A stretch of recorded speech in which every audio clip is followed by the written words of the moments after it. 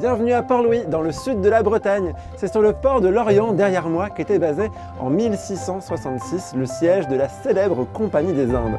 Ses missions, commercer à travers le monde et affirmer la puissance de la marine française.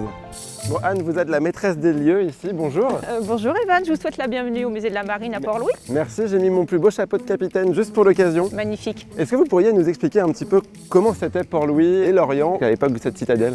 La ville de Lorient au milieu du XVIIe siècle n'existait pas. Quand il y a eu la création de la Compagnie des Indes, c'était juste un chantier naval avec quelques ouvriers qui venaient de loin. Et la ville de Port-Louis, par contre, c'était une ville qui existait depuis longtemps, qui s'est entourée de remparts. C'est là où se sont installés les armateurs et les commerçants de la Compagnie des Indes.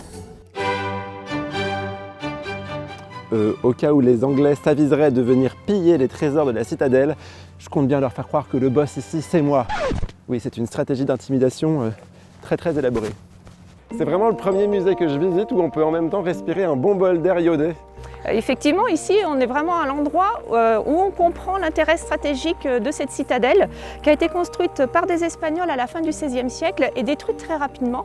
Et après, Louis XIII, il est tellement persuadé qu'à l'entrée de la rade, il y a un intérêt de construire un édifice qui construit cette citadelle dans l'état qu'on voit actuellement. Et alors, pourquoi est-ce qu'il fallait absolument la protéger, cette rade de Lorient? Il faut protéger les navires qui reviennent de l'Extrême-Orient avec les cales chargées de trésors. Les ennemis du royaume vont les convoiter. Il faut protéger notamment des Anglais qui lorgnent sur la Compagnie des Indes et ses marchandises. Oh, mais qu'est-ce que c'est? Un authentique diadème du XVIe siècle rapporté par la Compagnie des Indes. Oh, il faut que je l'emmène au musée, ça va enrichir leur collection.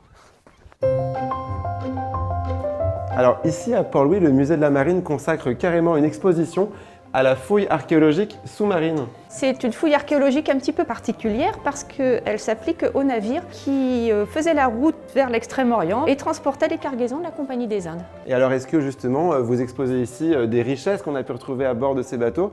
Sous-entendu, est-ce que le musée regorge de lingots d'or dans ses caves?